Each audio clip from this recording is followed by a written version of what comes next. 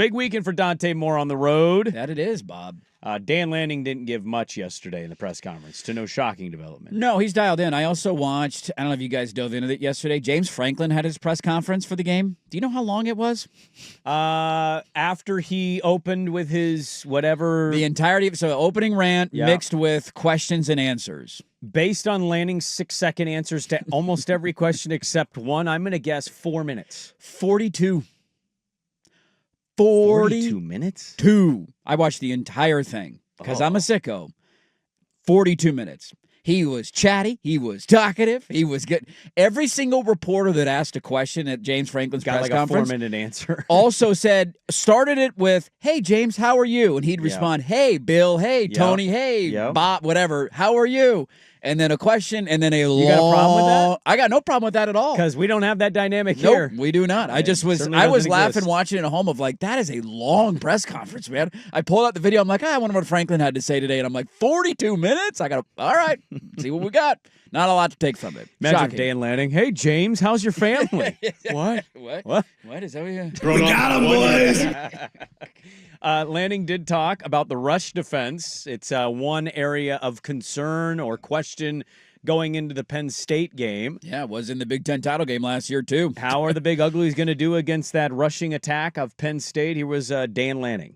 Yeah, part of it became, was played a little bit based on the type of game it became and what we were willing to give up and what we weren't. But ultimately, that's not the standard. You got to play to the standard, and we played to the standard. And in several games last year, that was not a game that we played to the standard when it came to our rushing defense. And there's things we could have done better schematically, and then there's things that technically we can be a lot better at as well. So it's certainly been a focus for us. We've seen highlights of us playing really good defense at times, run defense this season. We've seen times when we haven't. So we got to make sure that we put our guys in great position to have success and then do a good job against this rushing attack. You're not going to hold these guys to 0 yards rushing. They're really good, at back. So we have to be able to run the ball effectively on our side of the ball, and we have to be able to stop the run in this game.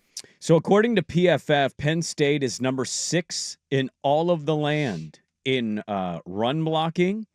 When it comes to rush defense, Oregon, according to the same website, comes in roughly at around 53rd. Now, if you go to the CFB stats of just conference and how it all lines up. Yeah, yards per game and that kind of stuff. I mean, standard stuff here, but, as Lanning's noted, standard stuff is how he operates. Penn State is 7th in rushing per game. Oregon is 3rd in that category. If you just go rush defense within the Big Ten itself, which, I think it's tough because Penn State's schedule hasn't been great. Yeah. Penn State is 9th. Oregon is 10th. And I think as we've noted throughout this, this non-conference journey of Penn State playing patsies and getting a bye week, it's been primarily the rush attack of Penn State more so than anything else. And so now we get to see how do Oregon's horses line up this time against Penn State versus last year and what we've seen a little bit this year. Yeah, it's a really exciting matchup in the game. And it should be noted on that quote, it was, in the context of it, was asked about last year in the Big Ten title game, like what went wrong. And I think the reporter said you gave up 295 yards, and Lanning immediately jumped in and said it was 297. So that's clearly they got shredded in that Big Ten title shredded. game. Now, it didn't matter. They ended up winning the game, but it also, I think, showed cracks in the dam defensively that then reared their ugly head again on New Year's Day. And it was the way their defensive season ended last year after having a pretty good year for the most part. It's the biggest challenge defensively against Penn State. And it's funny because Drew Aller might be a first-round pick. He might be a top-5 pick at quarterback.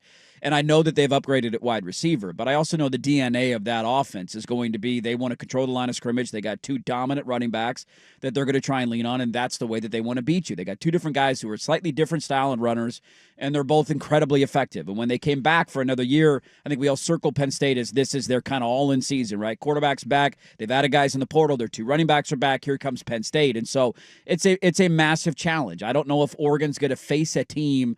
Actually, no, I shouldn't say that. I know that Oregon will not face a team the rest of the season that has the combination of offensive line and running backs that Penn State is going to present to you this weekend. If they can find a way, you're not, to Lanning's point, you're not going to hold them to 12 rushing yards for the game. That's unrealistic. They're going to have chunk plays. They're going to have big runs. They're going to have touchdown drives on you. But if you can limit the explosive plays and find ways to get stops in the key situations, one of the issues with Penn State's offense early in the season has been their third down numbers. They have not been great on third down. Is that they're just not focused? Is that they're, who knows what it is? Right now in the Big Ten, they're only converting 38% of third down conversions. That's 15th in the conference. There's 18 teams, and they play nobody. And so this is one of those things that I look at of, if they're in those 3rd and 3, 3rd and 4 situations, can you get a stop if they try and run the football there? Or can you get a stop on first down in the run game to make them live behind the chains the entire game? Oregon's ability to stop the run will probably end up being the biggest deciding factor of this game. See, I don't disagree with kind of the takeaway, and I think that's going to be a lot of people's takeaway going into this matchup when it kicks off. And by the way, there seems to just be more and more little signs that they might be rocking a lot of white. I don't know in what way and how, but I hope they all. The helmets are the only ones that they might not go white with because Penn State wears white helmets. So I don't know if you want white on white. Are you allowed to have the same color helmet? I think you're allowed to. I just think it's not a preferred thing of like, let's. Can you do a white helmet with a big green duck? Yeah, I'm sure there's a way you can make it stand out. Because some glow-in-the-dark wings on that bitch. The glow-in-the-dark shoe, and then Lanning showed up yesterday in a white sweatshirt. I think there's a lot of what you hinted at, and I'll give you credit on that. You might be right? It's like, how does Oregon slow? I don't know how much you can stop, but how much do you slow down the rushing attack? But say, here's an underrated one, too, and there's a lot we can get to with these two teams. When you look at pass blocking grades, and again, none of this is gospel, Bible to you. You can dismiss it if you want. Yeah.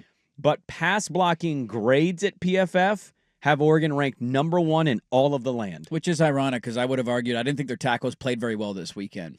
Yeah, I would have gone the other way. That conclusion. Dante Moore was under pressure for kind of the first time this year. They recorded the first sack. Oregon State had a sack in the game. We didn't even talk about that. Your team got a sack. Well, they've had a couple sacks, but yeah, they got a sack.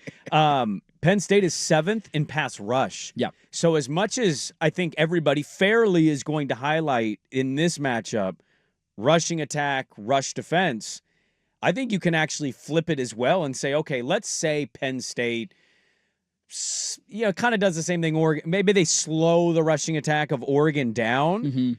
Is Dante Moore going to have time? Yeah. Because if there are holes on the offensive line and the way you're kind of alluding to, hey, Oregon State got some pressure. Penn State, according to PFF, is one of the top pass rushing teams. Yep. Now, again, taking into account the opponent, so far in college football with grades, Oregon so far in grading is the best pass blocking team.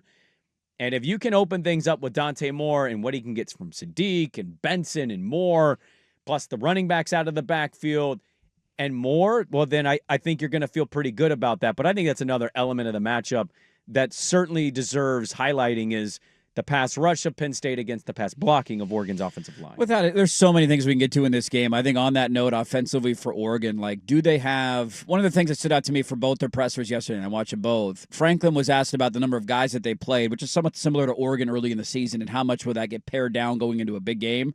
And he answered it and said, yeah, we're going to start whittling down and the guys that will play and the 1s and 2s will get the majority of the snaps and we're not playing as many depth pieces. Lanning was asked the same thing and he essentially said, we're strength in numbers. If you're above the line, we're going to play you. We don't care if you're a freshman or whatever. So that's one of those things I'm just curious to see how many bodies are in the game and how guys try and keep their players fresh. I think more of a sense of urgency there for Oregon since they are not coming off a bye and Penn State is. But also in the big game, do you have a guy – I guess primarily at wide receiver or tight end, is there a go-to guy in a big game for you? Because even for now, I think we would all say Kenyon Sadiq and DeCoria Moore, all those guys for your offense. I think Benson's one of them. Maybe it's Benson. That's what, when you look at the numbers on the year, it's not like they're having 10, 12 catches a game. I think DeCoria Moore's had 3 or 4 catches in every game. Now, he's incredibly explosive. He's scoring touchdowns. Same with Sadiq, but it's not like there's one guy that's getting a volume of the targets because there's a lot of guys open. And so does that happen this week? Remember in the Ohio State game last year, it was Evan Stewart. Everybody's like, God, what's Evan Stewart doing? Why isn't he having a big explosive? Where's it? And then out of nowhere, it was Evan Stewart with big catch after big catch after big catch. So is there a guy in that offense this year?